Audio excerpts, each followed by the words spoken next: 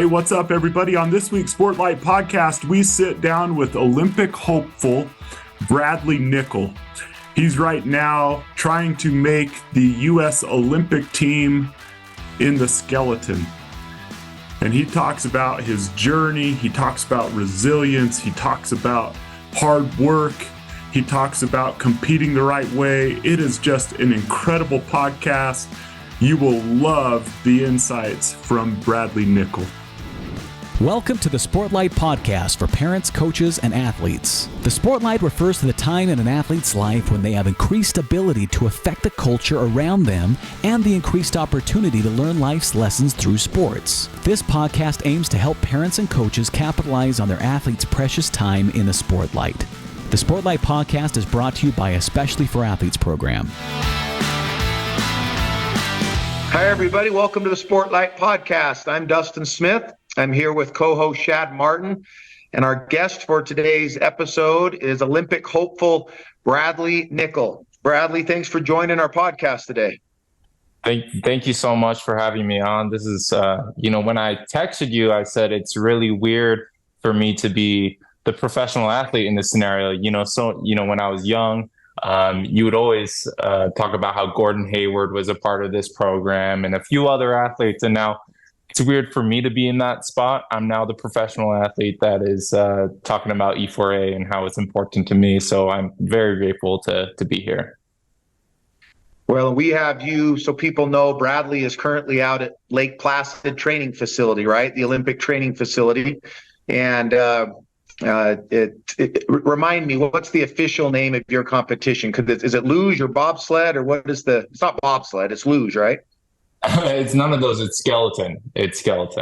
So skeleton is, for people at home that don't know, it's not luge. So luge is when you have your feet forward. And then bobsled is when you're in that big ginormous sled that you see in Cool Runnings. Said you're going to grab a luge sled and you're going to flip it around. We're going head first, straight down the track. So we're reaching speeds anywhere between 80 to 90 miles an hour, depending on what track we're at. Head first with our face dragging once in a while because the G-forces are so strong. That's wild, Bradley. That's so cool. Well, I'm going to start off by asking you a question, and then Shad's got a couple for you. So you're out there training right now. You're with some of the most, athletic Olympic hopefuls in our country. I know that your regiment's pretty stacked every day, and you're busting your tail every day to hopefully go win a gold medal for the country. But you actually found out about Especially for Athletes and some of our mission and goal when you were pretty young. Tell us a little bit about how you came across us and why this message has stuck with you for over 10 years now, right? Yeah. I feel like we have to take it all the way back to when I first met you, Dustin. I was actually, for whatever reason, I had a weird point in my young football career where I wanted to play quarterback. I ended up not being a quarterback, but I went to a BYU football camp when I was about 11 years old. And Dustin, you were actually the quarterback coach for our group. And I don't remember E4A being a thing at that time, but I know you had your QB elite. But I remember right before I left, you said, hey, if you ever want more quarterback work, here's my card. And I always remembered your name, Dustin Smith. I always remembered you because that card that you gave me. Fast forward 5 years, E4A starts being a thing when I'm in high school. And I don't think I have an interaction with you until when I played at Springville, we played Maple Mountain. And this is when Jaron Hall was the quarterback. So it was my sophomore year. He was a senior. And I don't know if you remember, but we actually met on the middle of the field and we had that E4A sign. And I'm sure we could pull it up on this podcast. You could pull up the picture, but I'm somewhere in that photo. And I believe that's the next time I ran into you. And I thought, I remember this guy. I think he's the quarterback guy. And turns out it was. So I loved what E4A stood for, and it was something that I try to do my best to stand with throughout high school. Obviously, when you're a high school, you kind of I mean, I regret to say this, but sometimes you're not going to be the best person, but I always tried my best to stand for the values. Well, that picture you're referring to, for those that we've posted it before, it's probably on the website. That was kind of a one of a kind, because I there haven't been many pictures like that ever taken at a high school football game. Both teams came out to midfield. Now, these are two rival schools, and that particular game, Bradley, was going to decide the region champion for that region. And you guys came out with the cheerleaders, coaches, players from both teams, and intermixed between each other. And we took a picture, or I took a picture of all of you next to the Eyes Up, Do the Work, especially for athletes sign. And we've used that quite a bit to teach our principle of competing without contempt, that here two teams could come together from rival cities before a kickoff and not have a fight break out, and actually do it in a and then go back and play this super physical football game, which is one of our principles, competing without contempt. But I'm going to ask you one question. I want you to tell one story, and then Shad's got something to fire off at you. When you and I bumped into each other a couple years ago, we were both at the same chiropractor. I've had back problems for 30 years, and you're probably doing the skeleton and going 90 miles an hour. Your back's getting jarred all over the place. But when we walked out, you came up to me and asked me my name and said, "Are you Dustin?" And then you told me a story about a yes sir, yes ma'am, something you'd learned and used as a waiter or something. I remember you talking about. And would you just tell us that quick story? Because that's something we try to really emphasize with young people coming up, is the need to just speak appropriately and be respectful. And tell us that story. Hey, Dustin, maybe before, let me just play that. Is that cool? Let's do it, yeah. So everyone can hear it. So here's that video that was made a couple of years ago that went a little bit viral on our social media because people loved it. So here it is. Hey, so I wanted to tell you a quick story, something that just happened. I was in a store, and I had this young man walk up to me and say something to me that reminded me of the importance of saying yes sir and yes ma'am to the adults in your life, athletes. So I wanted to have him tell you a story. His name's Bradley Nicol, and he's going to be in the 2026 Olympics, in the Winter Olympics. He's training right now out in New York for that, and he's a local kid from Utah, but I just bumped into him, and I haven't seen him or don't even remember him. It's been 10 years since I met him, but I want to have him tell you what he just came up and told me a minute ago. Hey guys, like you said, my name is Bradley, and I'm training to be an Olympian for the U.S. skeleton team. When I was 12 years old, Dustin was my quarterback coach when I played quarterback back in the day. And at the camp, he said, if you want to stand out to people, you say yes sir and yes ma'am to them, or yes coach. And for some reason, I remembered that. And I've said yes sir, yes ma'am ever since. And there's been so many compliments throughout my life of people saying, where did you learn that? Thank you for saying that. There's not a lot of people that show that respect anymore. And it's been able to help me get through life, get me some jobs, and all that. So make sure you say yes sir and yes ma'am. I promise you it will set an amazing impression. Yeah, so this is what's really funny about this is when you guys posted this and I reshared it on my account, my friend who's my teammate and best friend is from the South, and he said, this is I don't know what you're talking about. This is pretty standard in the South, but it's really interesting how where we're from, I feel like saying yes sir, yes ma'am it's not a very common thing. In fact, people get a little startled by it when you do say it. They think I'm calling them old, but for the most part, they really love that I'm showing my respect to them. And I mentioned it in the video. It's helped me in so many different scenarios, just in job situations. If I need, job applications or I guess interviews, or even when I'm talking to my coaches here, at the Olympic Training Center, I'm yes sir, yes ma'am, whatever I do. And it just really shows them that I care. I care about what they're saying. I value their insight or what they have to say, and I think it's taken me a very long way. And it's funny that it's stuck with. I mean, I mentioned it in the video. You said it to me when I was a kid, and I can name so many different scenarios where that was helpful for me.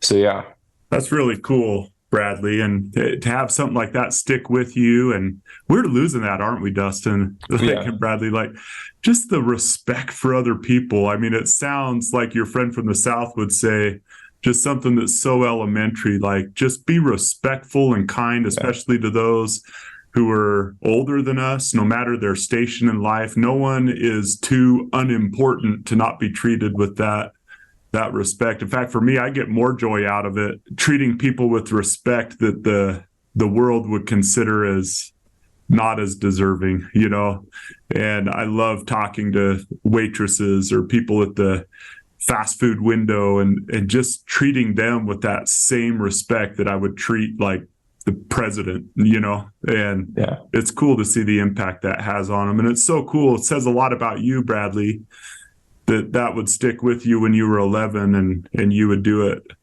until now. I think the reason why it stuck with me so much is because the way my parents honestly raised me. I come from a Korean household.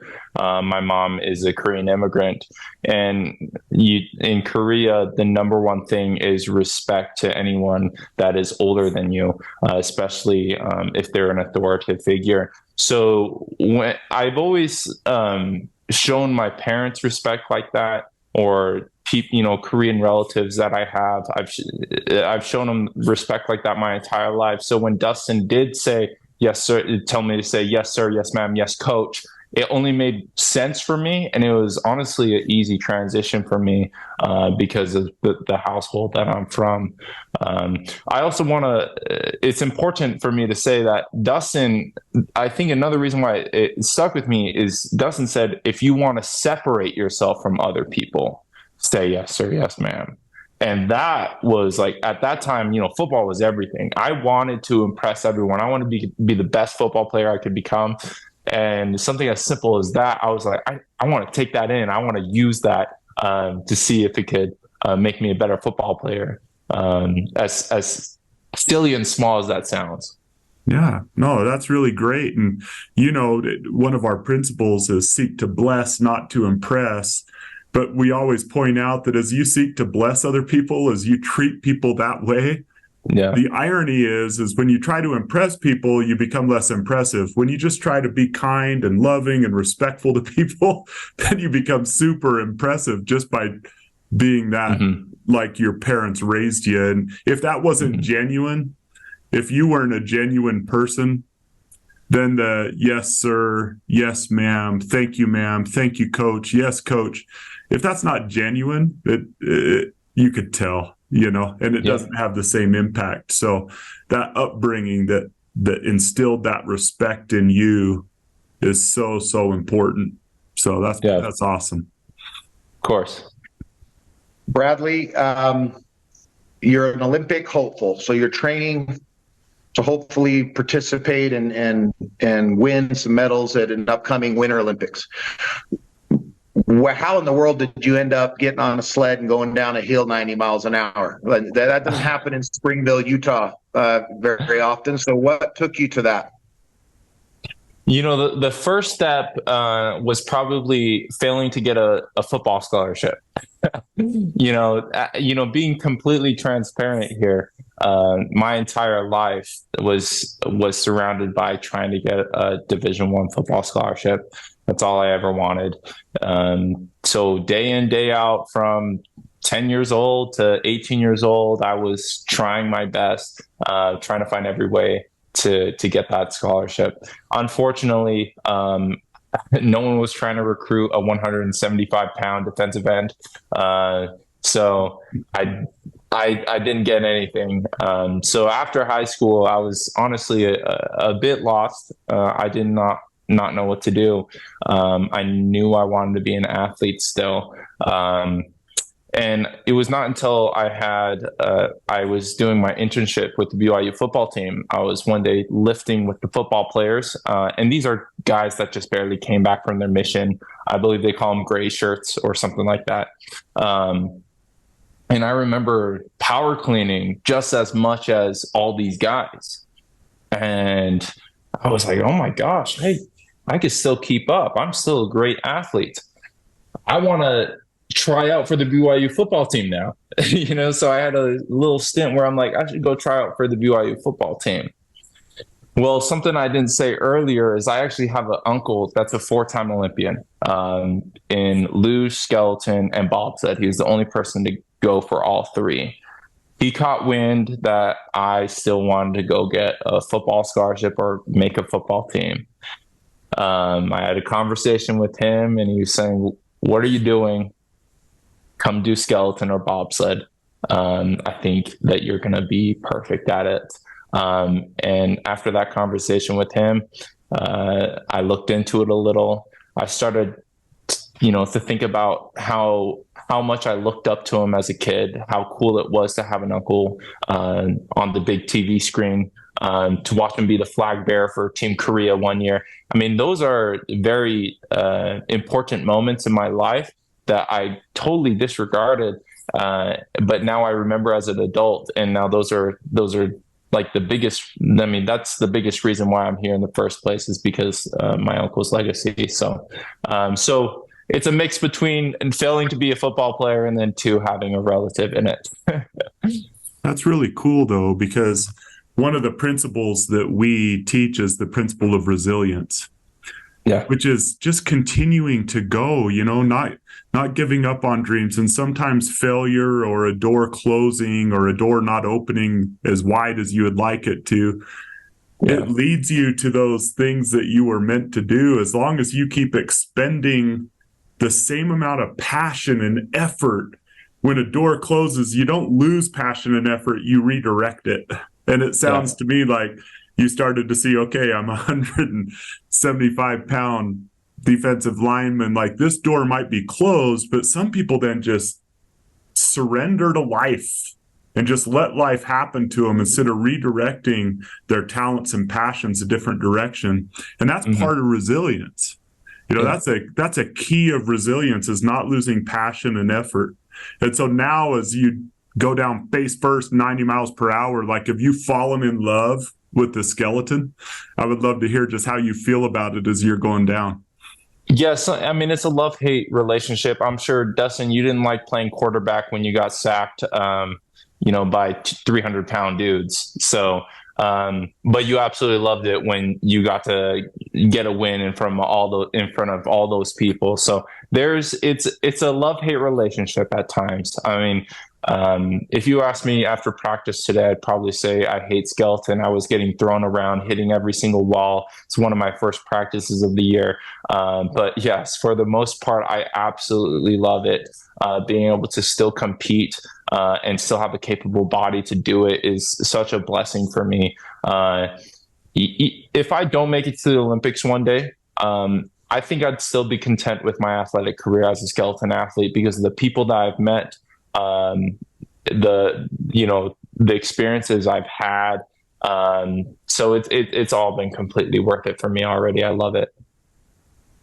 That's a great attitude to take, Bradley. And Shad and I talked quite a bit about a point you just made right there, and that is that it's the journey is really where the rewards come from. It's not always the final destination, right? We don't know if the final destination is going to be what we hoped it would be. There's no guarantee that you're going to make the Olympic team, right? Or win a medal. I mean, you're close. You're closer than 99.9% of those that ever thought that might be a possibility, but there still isn't that guarantee. But the fact that you're wise enough to realize at your age that, if it doesn't happen, I'm still content with things I've learned is good. But I also know you well enough to know you're going to make it, and that you're you're super fired up and you're super motivated and fierce and relentless, and that we're going to see you doing it, and we're going to be watching the TV and saying, hey, we know that guy,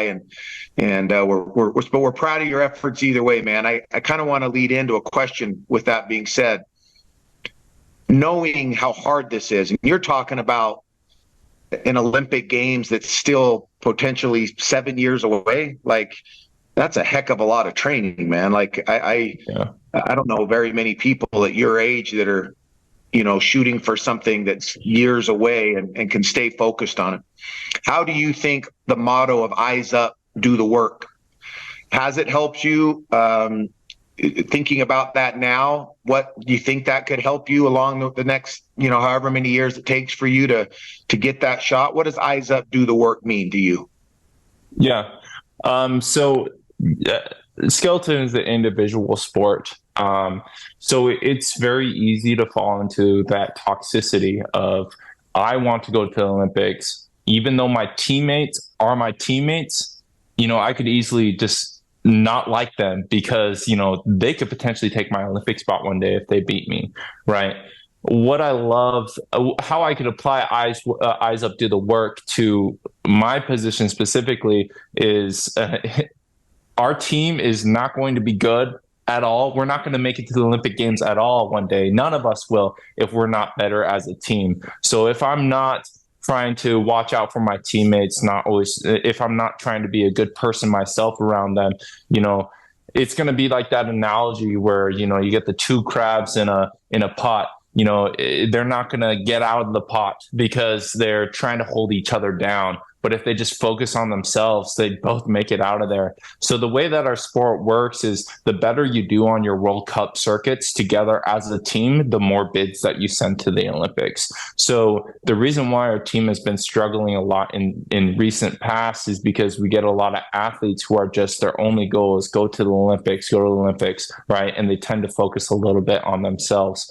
Now we're trying to shift that culture completely right now with my class, and we're trying to work together. Our goal is, I don't care which one of us go to the Olympics, we're going to support each other. We're going to uplift each other. And if one of us goes to the Olympics, or if multiple of us go to the Olympics, we're going to be just as happy if it's not us, because this has been a collaborative effort between all of us.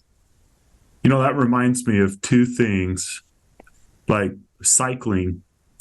There's all the guys in the Tour de France who do all the work, and then one person always gets the glory in the yellow jersey, but it's like a team thing, and you never get to know the team's name. But it also, Dustin, you're probably thinking Eric Weddle as well as you hear him. Eric Weddle, safety for the U, goes on and has a Hall of Fame career in the NFL. And Bradley, you might want to go back if you haven't already and listen to that episode. It would be inspiring to you to hear him talk about it, because he did, when he first broke into the NFL, like even the guys on his own team didn't want to give him tips, didn't want to work out with him, because they felt like this new rookie is here to try to take my job, right? So he decided to go completely countercultural. And even people who got drafted on other teams, he would call them safeties that got drafted. He would call them and say, hey, I'm here for you. If you ever have any questions, if you ever want to work out, if you ever are having a tough time, I'm here for you. I want to help you. Like even people on other teams, he would do that to. But he attributed part of his longevity in the NFL to that attitude, because as he shared things with others, he would learn things from other people.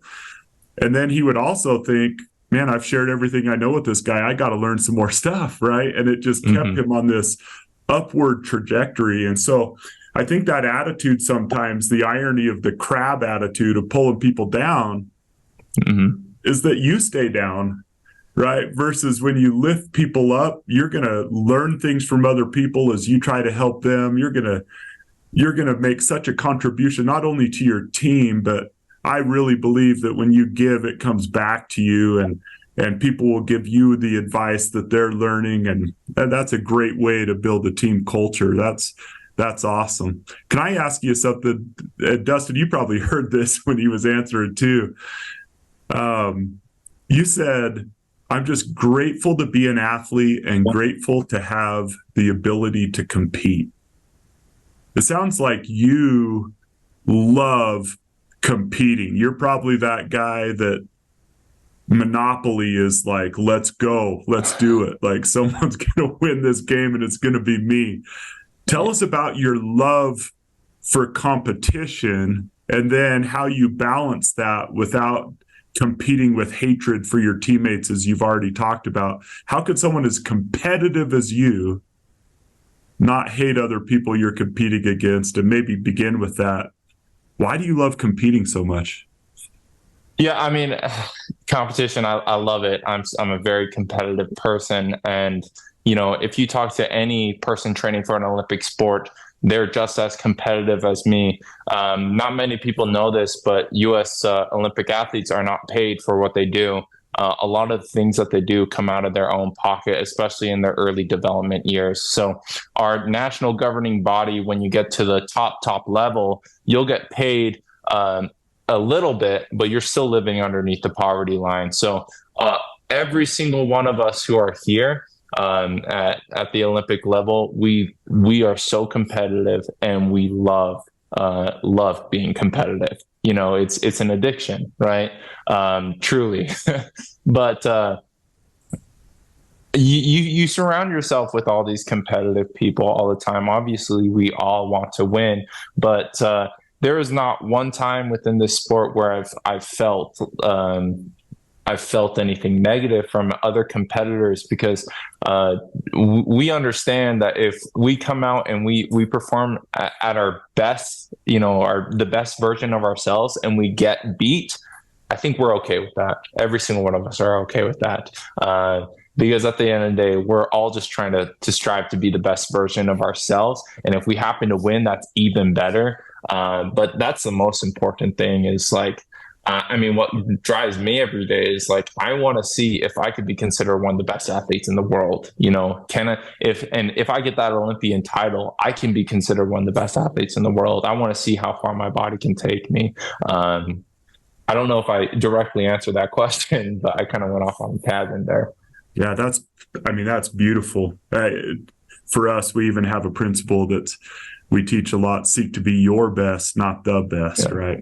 And sometimes even being the best, we've talked about this with a number of people, you know, sometimes when our goal is just to be the best, like if right now your only goal was to be the best in America, well, that's great until you get to the Olympics, right? Yeah. And maybe you could have been better. Striving to be your best doesn't place a ceiling on you. The ceiling is only placed by your effort, the time, your natural talents and abilities. Let that place the ceiling, but don't stop working because you've reached this like subheading of what you could get to. And we love teaching that, and we see that in your attitude, which is probably why you've got as far as you've got. So that's a beautiful answer. That's awesome. We're all hoping, Bradley, that your best is a gold medal, right? And so it may not be, but geez, man, let's go for it, right? Let's see, and like, you never know, right? That could be your best. One of our principles, our very first principle, especially for athletes, is win the hour. And when we're talking to athletes, it doesn't matter the sport. There are several things every day that we're constantly competing against, and we can never beat time, right? We're always losing a second. We're always losing time. So the only thing we can do is try to win the moment that we're in. No matter your sport, no matter your age, whatever, we make decisions on how we're going to use that time, and those decisions either help or hurt whatever our goal in life is. We talk about, do our actions match our goals? Do our habits match our goals? Right? You have goal A. Well, it's very easy to see if you're serious about whatever goal A is by what you did that day. Did your habits match what that goal was? While you're training right now to be an Olympic athlete, to be one of the very best athletes in the entire world, you don't have, my guess is, a whole lot of time to be just, dinking around. At what point in this process did you realize managing your day, sleep, eating routine, taking care of your body, lifting, all the stuff that goes into to try to maximize your athletic ability and your mental toughness and resiliency. When did you realize this is a different ball game now? I got to make what's most important during the day? I know you want me to talk about win the hour, but I'll take it one step further. In skeleton, we have to truly win the minute. So in our sport, our runs, when we go down the track, it is so taxing on our body. We can only take 2 to 3 runs a day. So Dustin, when you're coaching these quarterbacks, they could throw the ball 100 times in one practice. They'll come back the next day and be just fine. But in our sport, it just taxes our central nervous system so much. We need to just take our limited runs and then leave. What I've learned from skeleton is just being intentional in everything I do. When I take one of my 3 runs in a day, that 1 minute run, I am being intentional with every single one of my goals. What is my goal for this run? What am I hoping to accomplish? Did I accomplish it? Okay, if I didn't, what am I taking out of it still? And I find myself living that way just into my day-to-day life, just trying to be intentional with everything I do. Because in skeleton, we don't have much time at all when we're going down that track. What's a typical day like for you? So when I wake up in the morning around 7 a.m., go immediately to my breakfast. Right after I'm done with breakfast, I'm thinking about what I'm going to be doing at my practice. I'm watching film, seeing what I did the previous day, what mistakes I made, what I can do better. Then I speak to my coach a little bit. By the time 10 o'clock rolls around for our 11 o'clock practice, we are leaving to the track. Once we're there, I'm doing my warm up, etc., getting ready for my runs, right? Practices are anywhere between, I'm there at the track 2 to 3 hours. And here in Lake Placid, it gets so dark so early. The first thing I want to do when I get back to the track is the moment that sunlight goes down, I am tired from my skeleton practice. I need to get in the weight room while that sun is giving me a little bit of energy and motivation. So I am, as soon as I get back, I eat a little bit of food, I am in the weight room. And right after my 1 hour in the weight room, I'm running my sprints, right? So this is already a packed day. I haven't had a single moment to text my wife hello, just because I'm so packed. But by the time 5 o'clock rolls around, luckily it's recovery time. So it gets a little more chill from there. But you see the importance of time management from 7 a.m. to 3 p.m. for me here at the Olympic Training Center.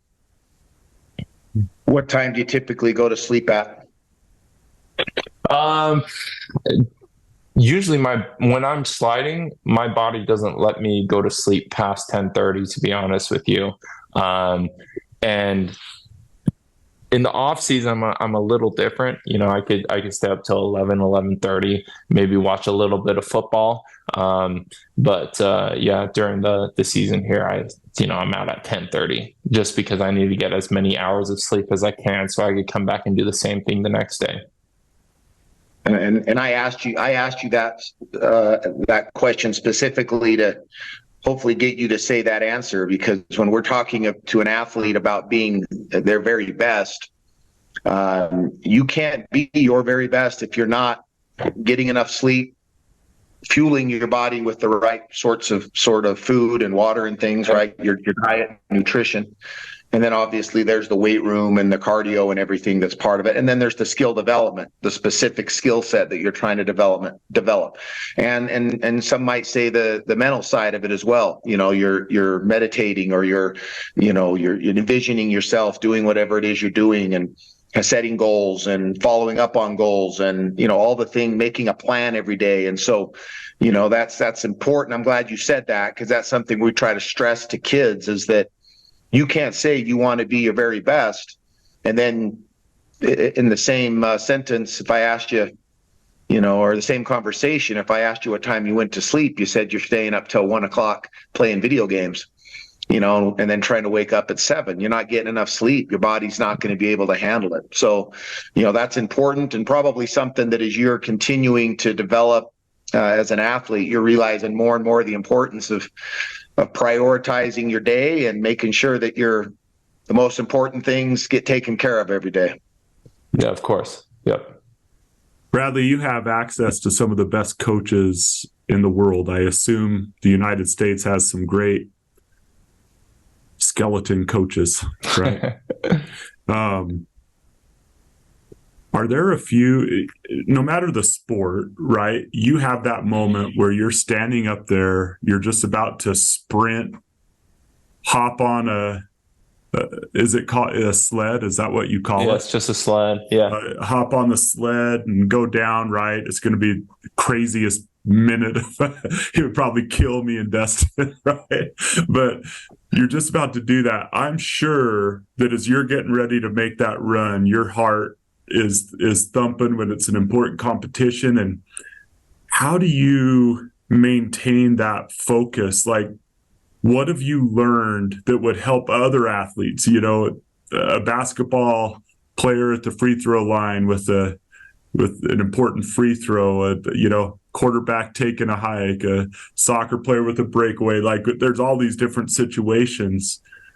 What have you learned that has helped you kind of calm your mind and perform at your best mentally in that moment when the heart starts thumping?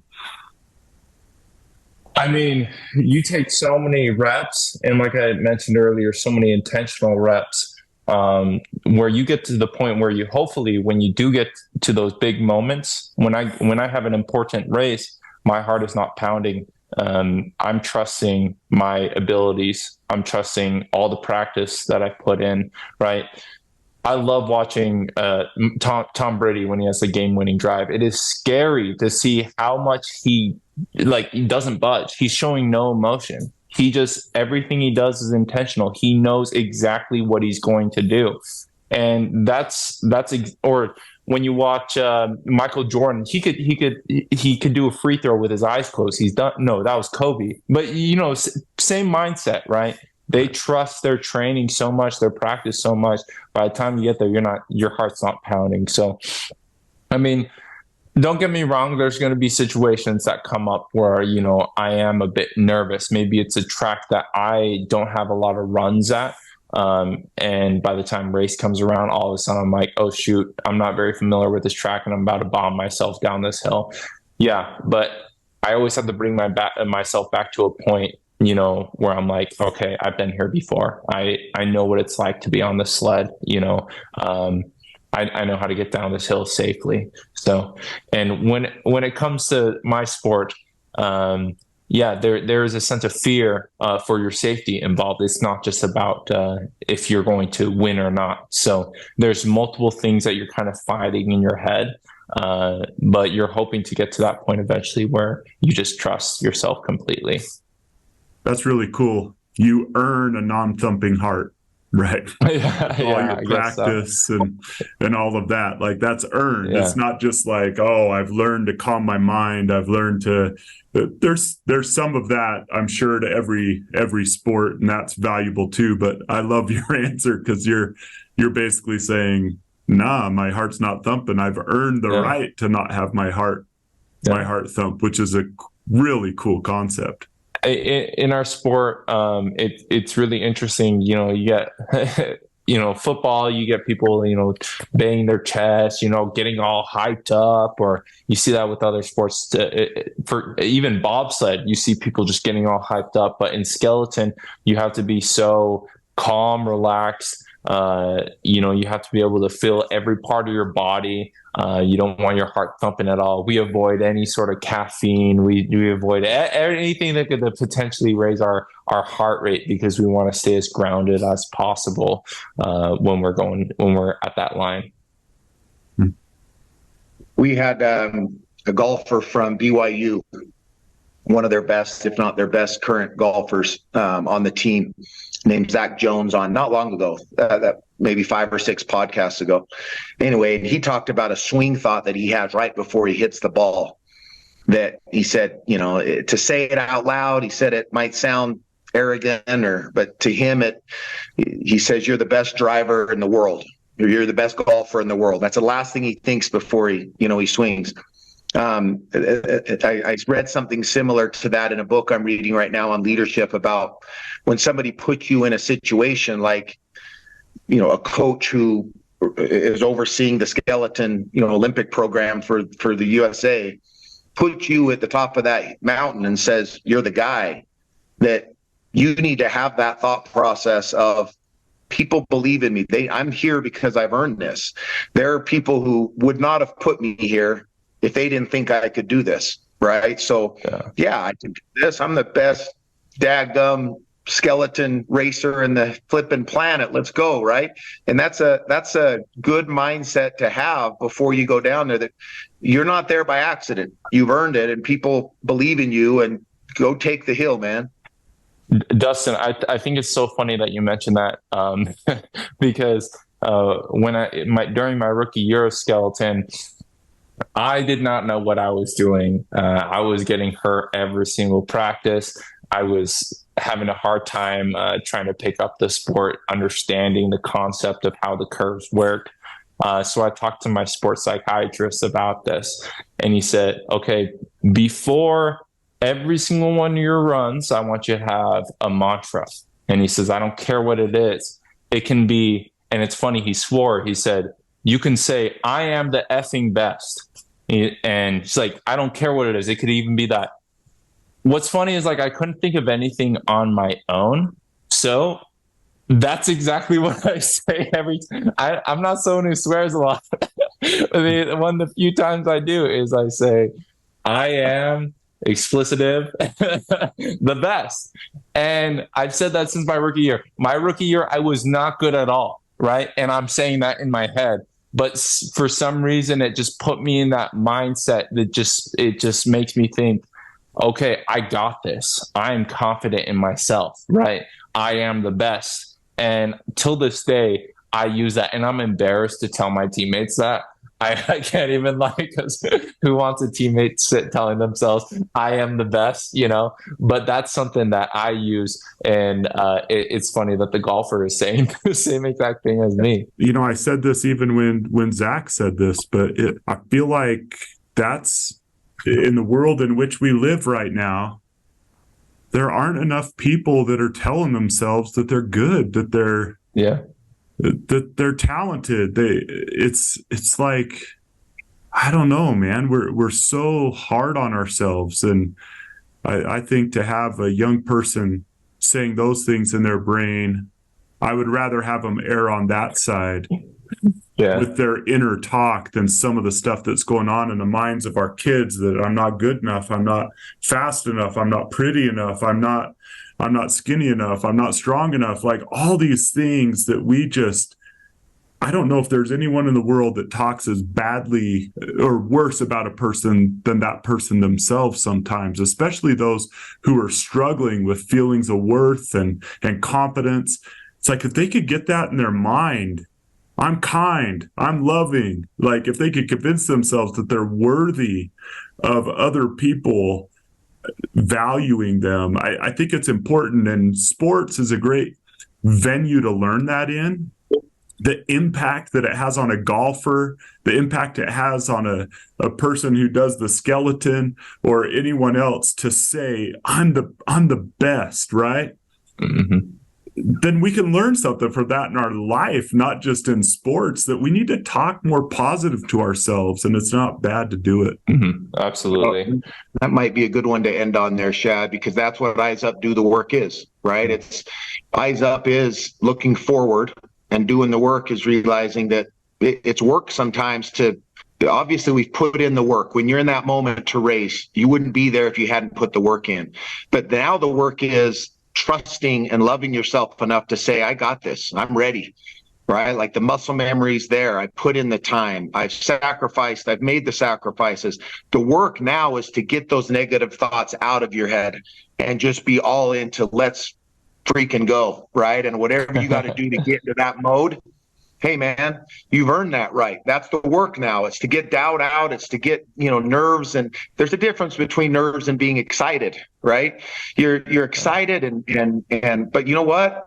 I've earned this, right? Now my work is just go do what I've been preparing for, what I've been planning for. And if I win, I win. If I lose, I lose. My eyes are back up and I get back to work, right? I don't give up. Yeah. There's a movie that's going to be playing a lot here in the next month, Bradley. And if you want, I'd be happy to track it down. There's a special spray that Clark Griswold uses on his sled let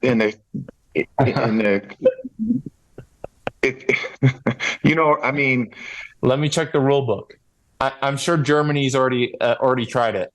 So they're always one step ahead of everyone in our sports. So. Mic drop, Germany. Boom, take that, Germany. I do want to say one last thing before I go. I just wanted to share the story. When I was in high school, my junior year of football, I was really looking forward to getting some sort of award at the end of year banquet. I felt that I had a great season, especially on the defensive side of the ball. The award I ended up getting was the hardest worker award. And I was embarrassed of it. Because, and my teammates voted for me to be, and that I was the hardest worker. I looked at it as this is just a sorry reward. They just, they didn't know who to give this to, so they just gave it to me. But now that, I'm 23, almost 24, I'm competing at the highest level. I look at that award as the best achievement I've ever gotten because it's the reason why I'm here today. So, I just encourage any kid, I don't care what your skill level is or how far you are on the depth chart. There's the biggest compliment you could get from anyone is that you're the hardest worker, because that's going to carry over to so many different parts of your life as well. So that's just the story that I wanted to end on. I wish I could go back and tell the 17-year-old version of myself that this is the greatest achievement that you'll ever receive. That's awesome, man. That's a great way to end, Bradley. And everybody that's listening, we can control how hard we work. There's a lot of things that are out of our control, but we can control how much effort we put into something. And that's what Eyes Up, Do the Work is. And win or lose, we keep our eyes up and keep fighting. That's resiliency. That's especially for athletes. That's the motto and what we hope people take from this. And the reason why you're going to continue to improve and get better. And we're going to see you up there someday racing for our country. We're proud of you, man. We're proud of you. Keep doing it. Lean on us wherever we can help you. Know that we're supporting you. And to everybody out there listening, thank you for joining us for this podcast episode of the Sportlight from Especially for Athletes. Take care. Thanks, Bradley. Appreciate you, man. Yeah, thank you. This has been the Sportlight Podcast from Especially for Athletes, sponsored by Coca-Cola. You can learn more about Especially for Athletes by visiting the website at especiallyforathletes.org. You can also learn more about the book, The Sportlight, by Shad Martin and Dustin Smith at especiallyforathletes.org/book.